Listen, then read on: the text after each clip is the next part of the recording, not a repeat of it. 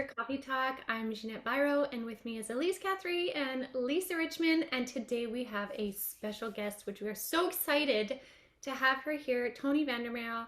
She is here to let us pepper her with questions so we can all completely get absorbed in exploring spiritual hypnosis, more specifically in the realm of past lives. Everything to do with past lives, past life regression. This is the lady. She has done this for me, so I can speak personally of my experience. It was fantastic. Um, but yeah, Toni, welcome to the show. Thank you. Thank you for having me. I'm excited.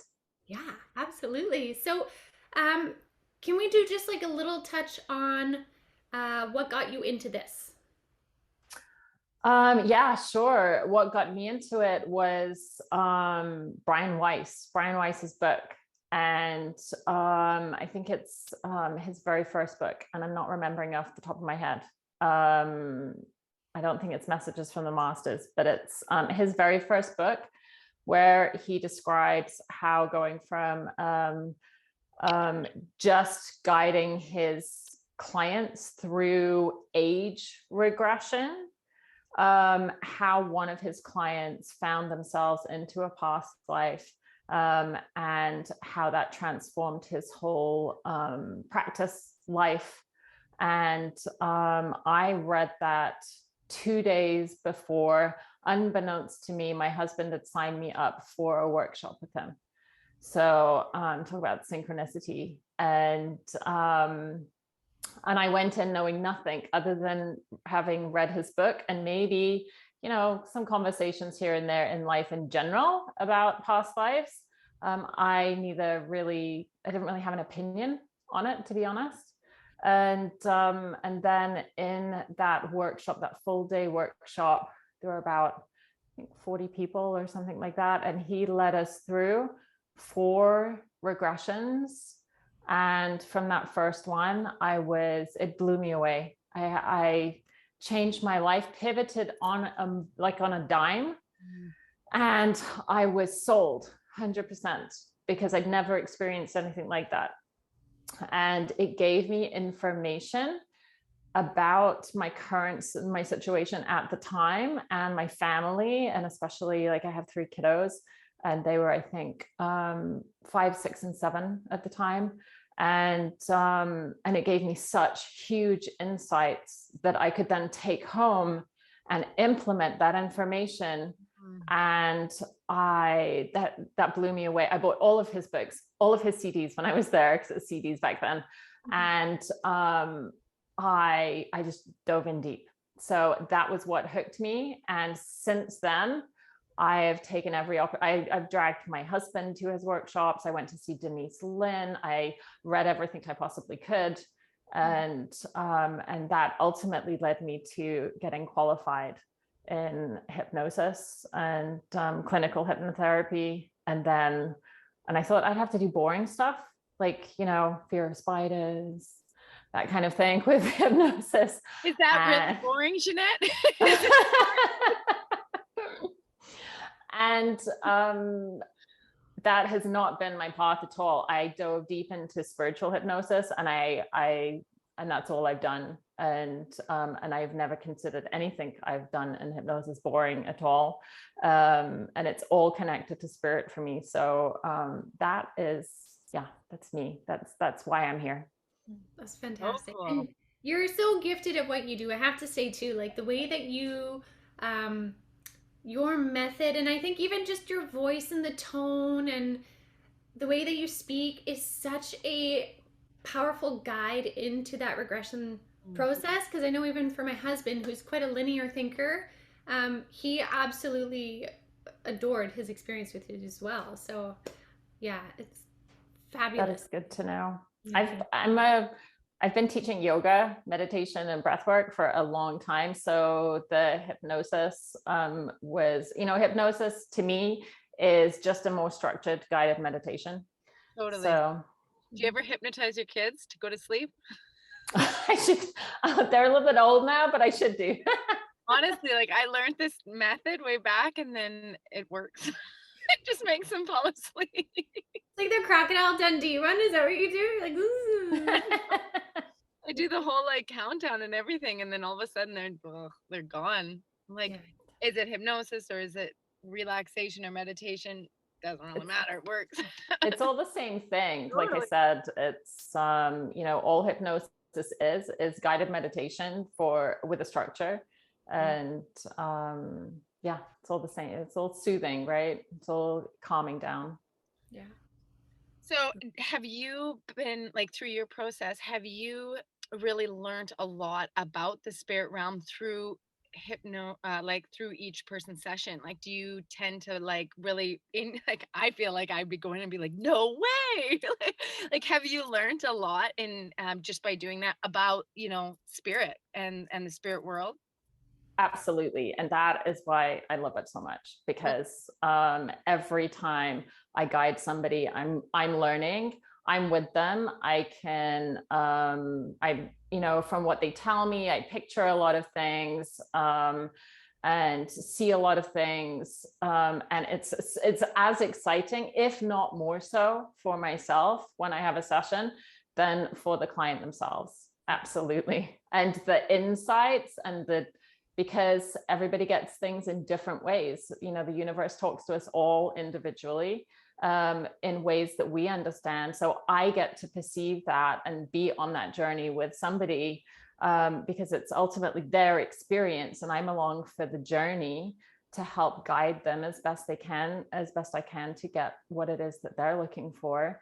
And that's never ending. It's so exciting to see and hear and feel things from different perspectives, and especially when people go and with specific questions, and then they get answers in completely different ways, and I'm forever, oh, I never thought about it like that, or, oh, that's amazing, yeah, of course that would make sense. So yeah, absolutely, Lisa. That's so cool. Amazing. Yeah, Elyse? it's like a different form of like, I don't know, like research into the spirit world, right? And because I set up my sessions for the best and highest good of all, people can come in with certain things, but if you set the session up for the best and highest good, you get what is for your best and highest good. And that's not necessarily what they went in for. And that, again, is so exciting, because it's a journey. I think it was Trevor, Ginette, who said, this is like, you're like guiding me through wild dreams that, and I thought that was a beautiful way of putting it, because that's exactly how I feel, that I'm honored to be on the journey with somebody who is being guided through incredible dream world, right? So That's amazing. Yeah. it's my favorite thing to do, literally. I bet. I had a session too, and it was amazing. I remember saying to Toni at the end, I was like, I came out and I was like, whoa, like, are they all that good? Because I'm here thinking like, we just went like to the furthest ends. Like, are they always this unbelievable? And Tony's like, yeah. Like, you're not special. And then they absolutely are. I'd be curious. So I've been feeling called to do a regression with you, and I had done one years ago, right at the beginning of not even really, understanding my own connection with spirit, and I was still very like analytical left brain. And the person that I had the regression with, I had a hard time with it. I didn't feel super comfortable. I was distracted by like stupid little things. I was really in my head. And as I went through the process, I remember being like, oh, my dog's like that. I remember being like, is this my brain? Like, am I just making this up? Is this like, and I couldn't tell. It was so subtle and nuanced. I couldn't tell what the difference was between like what I was getting versus like what my brain was making up. And I remember what made it really challenging for me was right after the fact, some of the things that I had said, the guy was like, oh, I've never heard that before. So I immediately had doubt about it. And it wasn't until years later that other people, whether through readings and through my own connection with spirit and all these things, I started to have confirmations of the things I had heard in the past life regression years earlier that I kind of brushed off as like, nah, I don't think that worked for me. Like, I think it was all my brain making things up. So, and now I'm like, oh, it's amazing. But I'm curious for somebody, if they are really analytical or left brain or questioning, A, what they should think about or ways to kind of prepare themselves prior to, but B, how can you, like, I think I would potentially be able to tell now because I've experienced it once, but I couldn't tell in the first instance. So I'm curious if you have any wisdom for people on like, how can they tell and really kind of lean into it? Because for me, the more my brain kicked in, the more I had a hard time really connecting into it. And I almost had to work harder to like drop back into what I was getting, if that makes sense. Great questions. So, yeah, absolutely. It's for people who find it very difficult, who are very analytical, and you guys will know this just as much as me. Spirit speaks to us all, as I was saying earlier, in completely different ways. A red dress to Ginette is going to be a very different experience to a red dress to Lisa or to you, Elyse. And so for one, because this is the client's experience and not my experience, all I know is what they tell me. So you really, the most important point of all is that you really have to be comfortable with the practitioner. And it's very much the same as readings, right? If you're feeling uncomfortable with somebody, as we just spoke about, hypnosis is the same as meditation. So if you're not comfortable with who's guiding you, it's just a relaxation process. There's nothing weird and wonderful about hypnosis. We're all in hypnosis various different times of the day. And because it's just relaxation, you really have to choose who you do your session with. That would be an absolute number one. So if you're getting dodgy vibes from somebody, then above all else, trust that and go seek somebody else, right? Because if you can't all hypnosis is self-hypnosis. I can't do anything to anybody. Same as a guided meditation, same thing. All I can do is guide a client. They have to want to be guided and to be guidable. So that means that when I give suggestions, then they're open to those suggestions. So if I'm saying, take a breath and relax your shoulders down. If you're like, no, I don't want to relax my shoulders down, there's nothing I can do, right? That's not my business. It's a 50-50. So it's not coming through me. It's a co-creation. So it's super important to be comfortable and to have all your questions answered. So if there's something that is bothering you, I always tell all of my clients, no matter how small the question is, before when I speak to them and have a conversation, probably usually a week or so before the session, I'll say anything that comes up between now and then, no matter how small, please reach out to me, because the more comfortable you are, the easier the session's going to be. And the more honest that somebody is with me, then the more I can address what it is that's coming up for them. As for going along for the journey, as I'm repeating myself again, the spirit speaks to us in different symbols, metaphors. And I know you guys will have this in a reading that I remember when I had a reading with you, Lisa, you're like, oh, there's a dog coming up. Well, a dog to you mean, oh, okay. So, connection and, all the things that a dog means to you, that's going to be the same for a client. And I know I talked to Ginette about this, it's hard when a client keeps kicking themselves out. And if you're very analytical, what I always tell everybody is we need the conscious mind to be present. The conscious mind is the witness. If we didn't have the conscious mind, then you wouldn't be aware of anything that was happening in the session whatsoever. So it's not that we want to get rid of the conscious mind. Hypnosis is a relaxation process. So the conscious mind can be off to the side a little bit, and I can communicate with the subconscious mind, and the subconscious mind will talk to you in those universal symbols, metaphors, situations, people, or colors, shapes, anything you can imagine. Does that answer your question? Mm-hmm. Mm-hmm. Yeah, I think for me, like I was saying, my experience, I was, not as practiced with tapping into my right brain. And I could just feel at the time my brain being like, that's bullshit.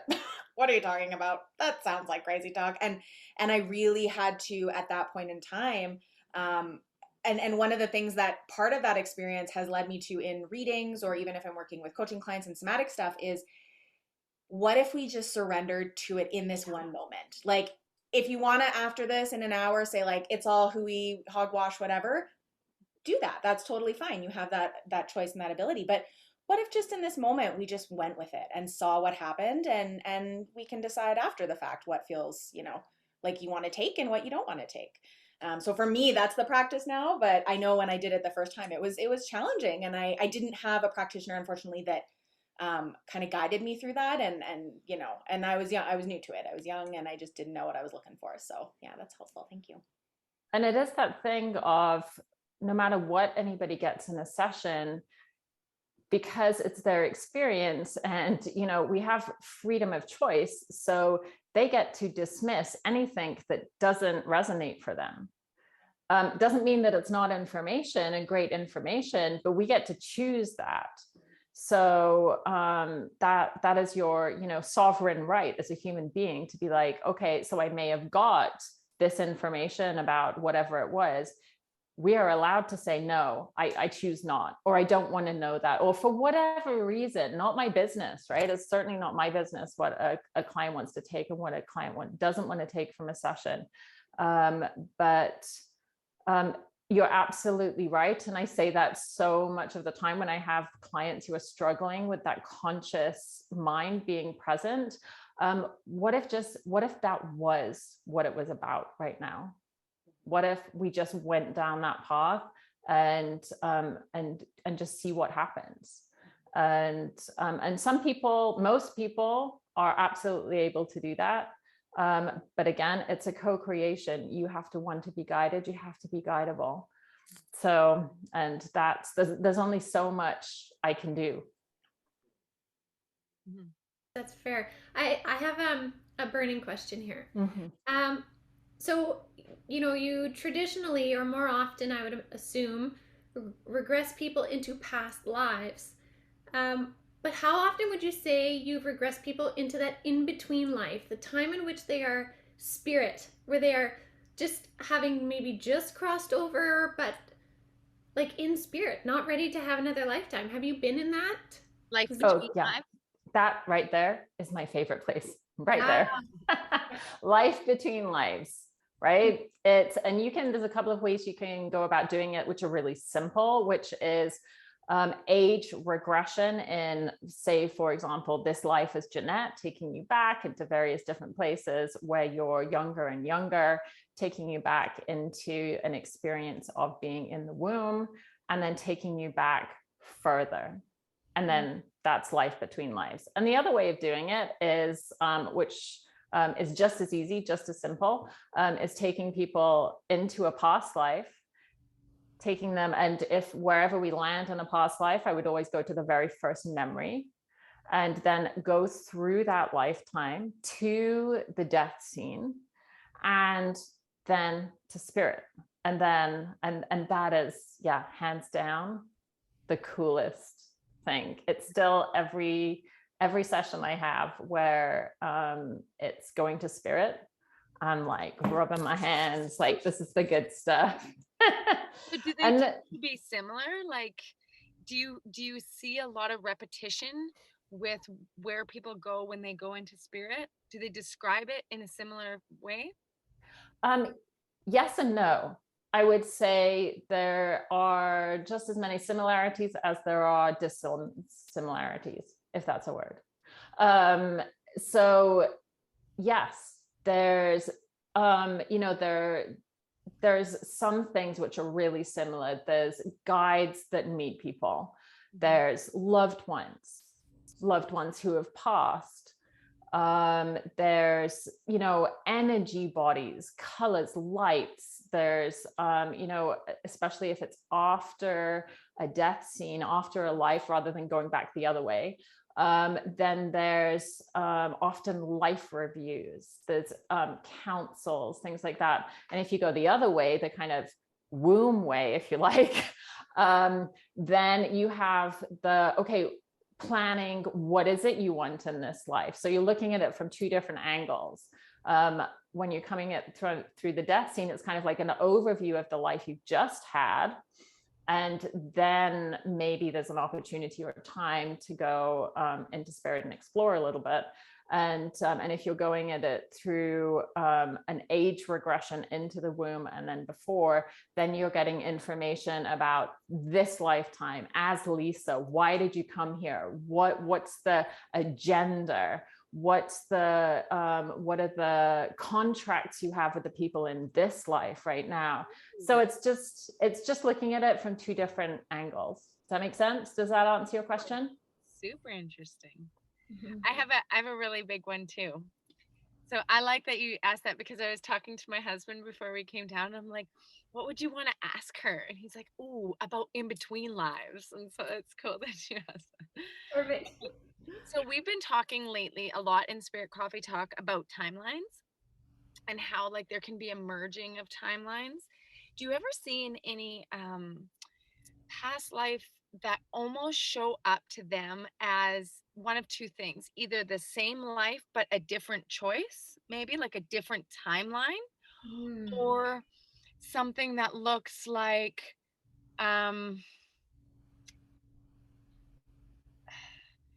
almost like a different life, but it almost is happening simultaneously, like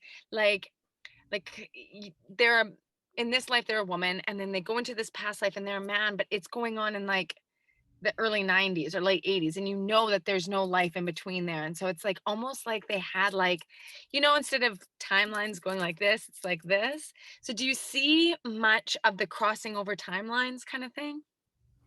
I have experienced that a handful of times. I had a client, I want to say last year, at the kind of end of the summer last year. She had a really interesting one where it was a parallel life that was going on with the beings that she had in this lifetime, and everything was shifted.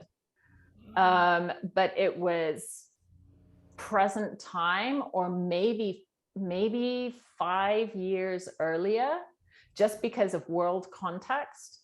So yeah, I have seen that, and it's really, really fun. I've had it a couple of times that things like that have happened. I've also experienced being in sessions with people where people have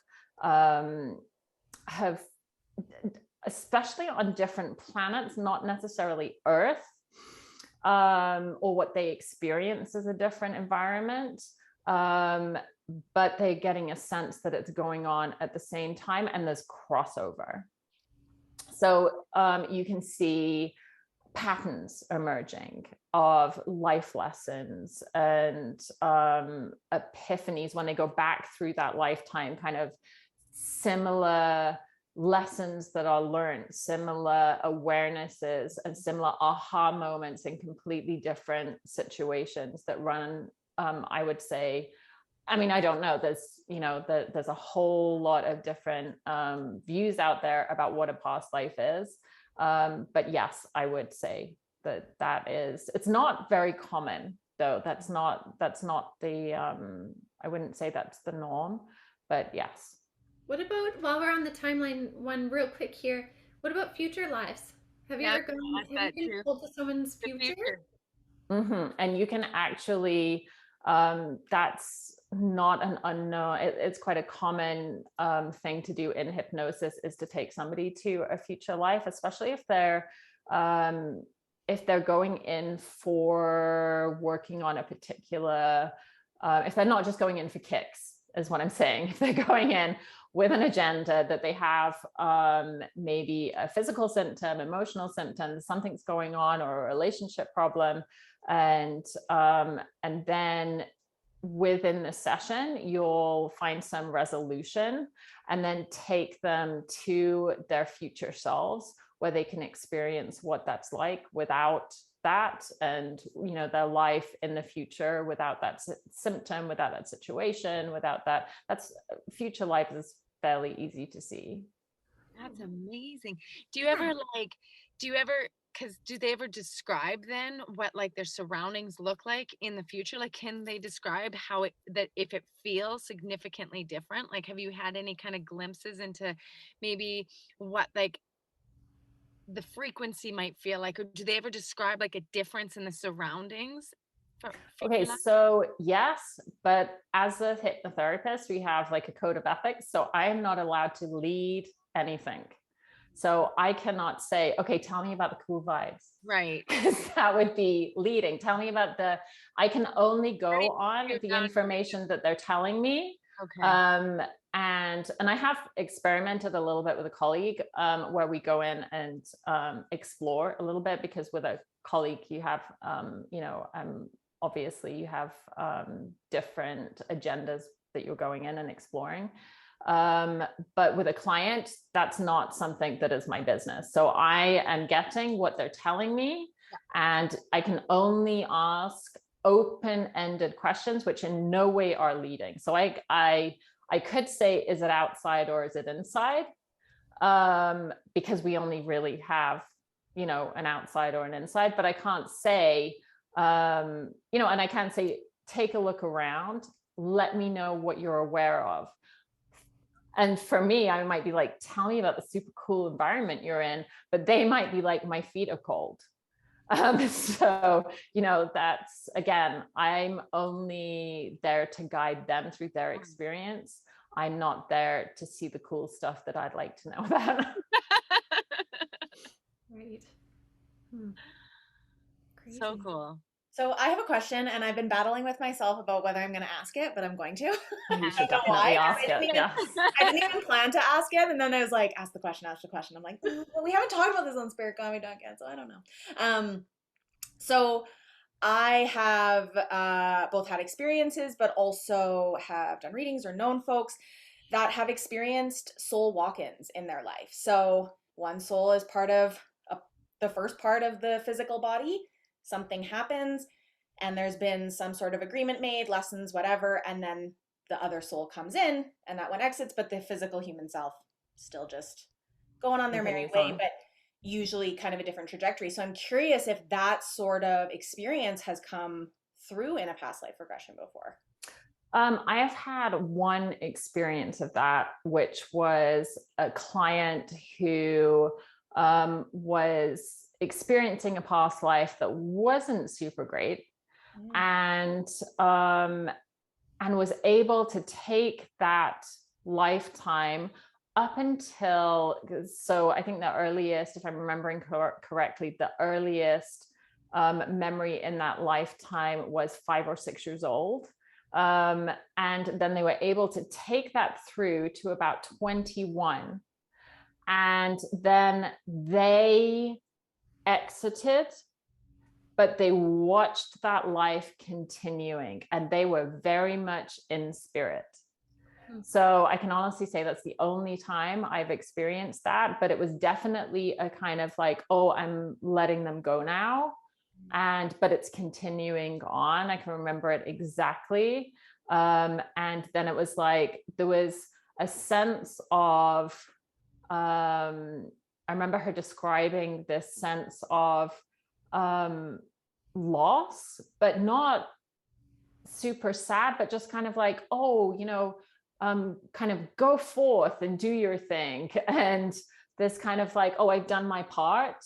Yeah. And then, so I wasn't expecting that at all.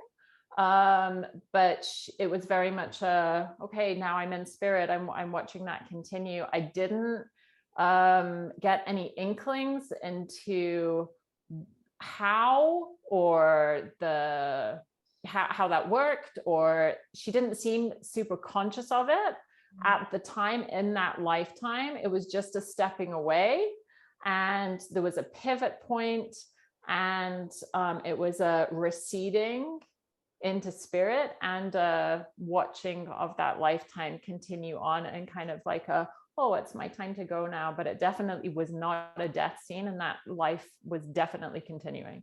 Oh, so interesting.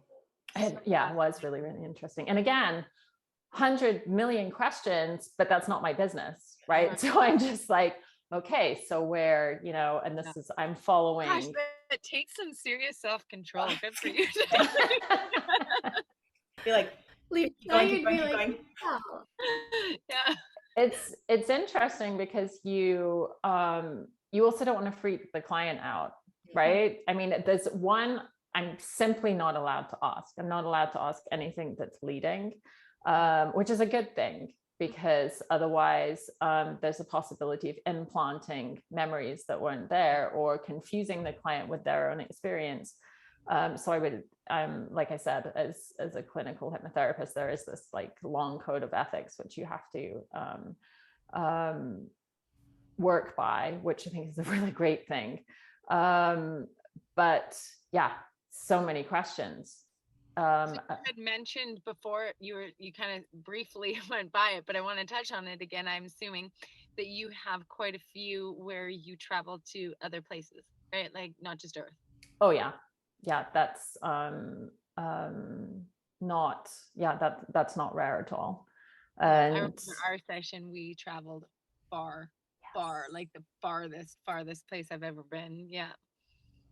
Yeah. Really cool. And it's just so fun.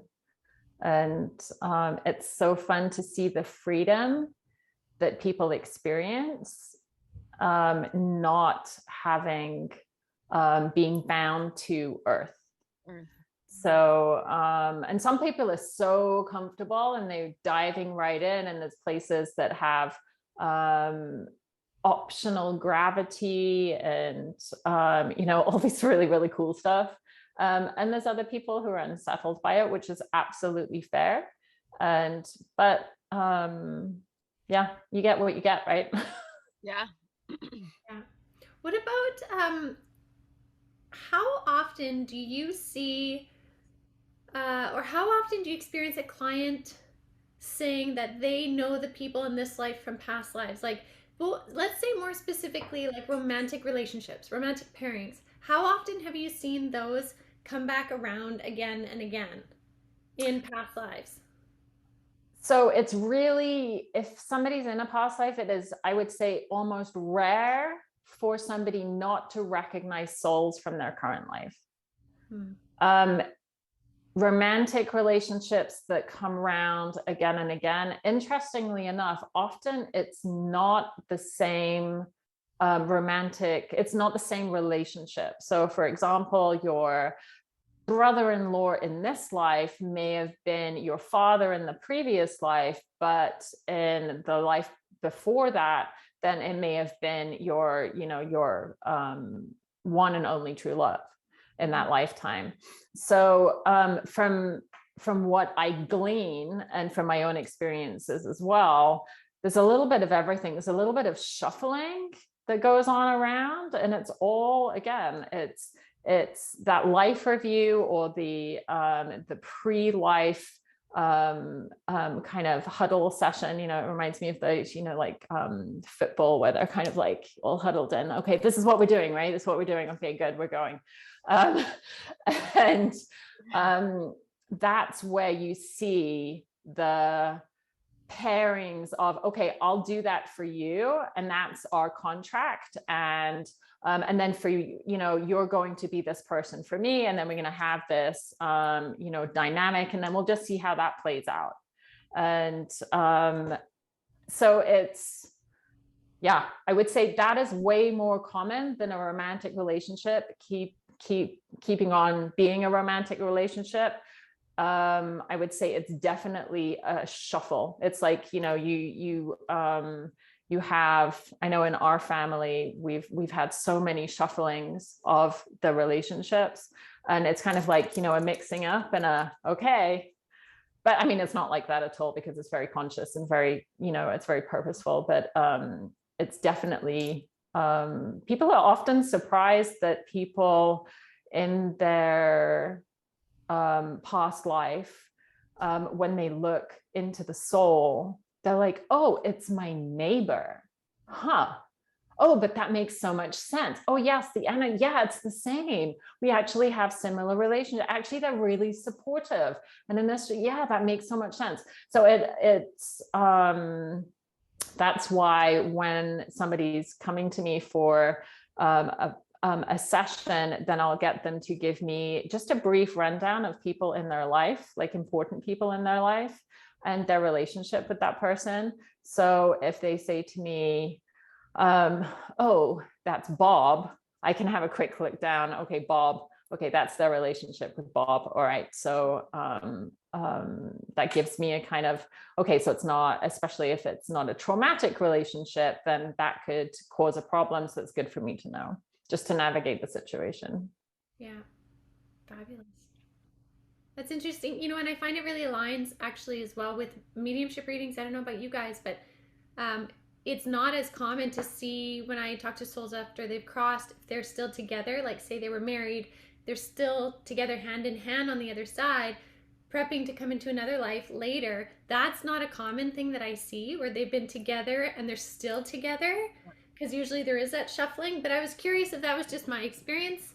And because you do so much past life stuff, it's interesting to see that there's kind of a common theme there. Mm-hmm. I know for my own personal experience, in sessions, I have been with my husband in definitely one other relationship in one other past life where we have had very similar relationship, but mostly it's been switched around. Mm-hmm. So only one that I can remember where we had very similar dynamics, very similar lessons. Like, we're definitely not, this is not our first time around the block doing this thing that we're doing in this lifetime. Yeah, but he's definitely been different people in different lives for me. Same with my kiddos, right? Yeah. Mm-hmm. Do you ever find when you're working with somebody that, like, okay, how can I bring this to? Like, if you're talking with somebody that has come to you because they have an irrational fear, I know you're saying not boring stuff, but like an irrational fear of death or something like that at a young age, and then all of a sudden you go and you see that there is a past life that is almost paralleling their current life because they've come back to do it again, right? And where they couldn't finish it through. Mm-hmm. And then let's say they passed at a younger age, and then all of a sudden they're kind of approaching that age, and they can almost have these like soul imprints in their current life of a past life that didn't get to go through, almost like they didn't get to do it all. So they almost chose like very similar path, similar gender, similar like purpose, but they're doing it again. And so that some of the stuff that came up in the past, that it almost gets like mixed in. Do you see that? Oh yeah, 100%. And that is purposeful, right? It's purposeful to, that happens all the time. That clients are going and finding a past life that they're struggling with, things that they're struggling with in this life. And that past life gives them so much more perspective over what is happening in this life. And it's just like I said earlier, you can bring back that information and be like, and we talk about it, you know, that how did you deal with it? Mm-hmm. And how did that go? And how can you bring that information into this lifetime as Lisa and utilize that information to work through the situation in the best way that you can? Right. And there is also situations where especially physical symptoms and emotional triggers completely get released because they go through that life and they can say goodbye to it, right? They can put it aside. And there's also a technique called soul screening, which from a past life, you can leave back anything, physical, mental, emotional, spiritual things from a lifetime that you don't have to bring it with you anymore. And there's the other flip side of that, which I think is even cooler personally, is that you can amplify gifts from that lifetime that you may not have brought with you, but you can bring that forward now because you're aware of it, you've had an embodied experience of it, and now you can embody it in this lifetime too. Wow. Super cool. That's unbelievable. That's amazing information for people to know, right? Like some people get really stuck on the spiritual path because they're like, I don't know how to do, or I can't do that. But like there are so many ways, and this is one very viable, guided way to do those things if that's something someone's curious about, because they can literally say in their questions, I want to bring forward dormant gifts and abilities. Absolutely. And you can go into a session with, I would like to have my most spiritual experience. Like I want to have a past life where I was most connected to spirit. And then they can have that, and it is an embodied experience. And if you haven't had a hypnosis session, I'm not doing it for you, right? It is when you go through something like that, it is an embodied experience. You remember it. It is like a memory. It's visceral. Imprinted on your soul. Yes. And you can't unsee it. You can't unfeel it. It's just like when you remember going to the grocery store this morning. You know, you can feel it in the same way as you would feel that memory. So then having, say, for example, going back to using that as an example, is going back and, you know, when was I most connected, and having that experience? It's in your cells. It's awakened, right? Totally. And then you can amplify that, bring it forward so you can utilize it in this life. And then clients bring forth gifts that they kind of knew they had, or they couldn't quite trust, or they were curious about. And then all of a sudden it's present. And then the work is keeping that present, right? Yeah. Is utilizing that. Okay, so how do I want to use that in my life as Ginette, Elyse, or Lisa, right? Yeah. Bringing it to the forefront. Consciously. And it's work, right? It's not it's all fantastic information, but if you don't integrate it into your life, then it's just a cool experience. But if you're like, okay, I have this gift of connection to spirit, which is like hands down my favorite thing. I had a client last week who was like, I'd really like to have a visceral experience of connection to spirit. And then, so in Life Between Lives, after a past life experience, coming into Life Between Lives, and she had a guide who was there, didn't know what the name was, didn't get a name. And then I was like, okay, can you allow her to have an embodied experience of connection to you, so she will know next time that you're around? And then and they were like, oh my goodness, I'm vibrating, my arms and legs are vibrating. And I was like, okay, can you just, you know, allow it to be just, you know, not quite so much, like tone it down a little bit, because she was getting a little overwhelmed. And then it was like, okay, so connect. And then as in hypnosis, you can anchor feelings into the body. So you can recall that. So if you wanted to connect back to that guide, then you could have an anchor in the body, say hand over the heart and a word, or just coming back to that feeling, and then you can reconnect. Wow. That's so fascinating. I just love it. Yeah. We've been talking a lot about like people past lives. Me and my 17 dogs want to know where do 17? It feels like it. It's 3, but it's okay. It feels like 17. As per what was happening when we first loved on. I'm curious, like, how do animals come through? Our connection to our pets? Are we pets sometimes? Has that ever come through? You know, I cannot speak to that because I've had people connect to animals, which were animals in previous incarnations. But I cannot speak to people switching to animals, or because I simply haven't been there. I'm not saying it's not a thing. Probably 100% a thing, but I can't speak to that because I haven't experienced it. I haven't guided anybody through that. So I don't know. Mm-hmm. Yeah, but our like past pets and those like our animal spirits that we've been connected to in other lives come through. Yes, and they're on the other side too. So when people like go to in between lives, myself included, I'm getting all emotional just thinking about it. My kitty cat, which I miss, he's definitely there. I miss him still. I know he's there. But yes, they're absolutely, it's no different, right? They're absolutely the same as us. They're just in furrier bodies a lot of the time. And I'd be so curious, like for people who are such animal, like some people are not animal people, right? And some people, like for me, I just like want to be with them and in like all around. And so for me, it's like there's such a curiosity around like, well, what did I do with animals in a past life, or why do I have this deep connection to animal spirits or dogs or whatever? So that's really cool.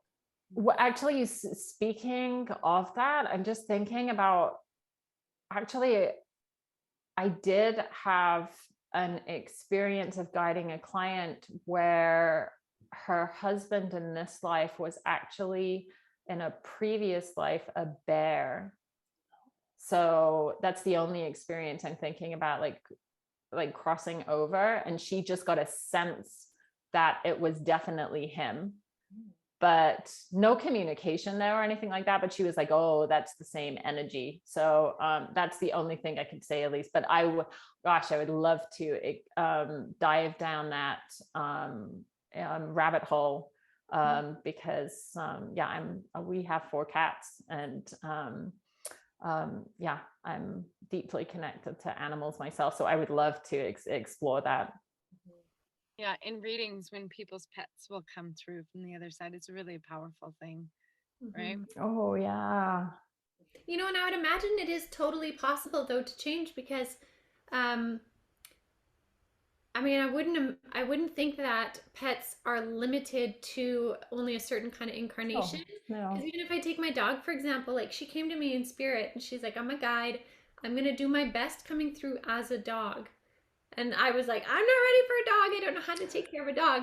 But anyway, so if that was a full soul who was choosing the form of a dog because it would best suit our family, what it needs to do with us, then I would think it goes every which way, truly.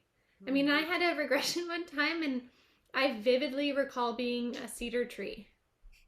Like cedar tree, like 100% consciousness, knowing, and there I was.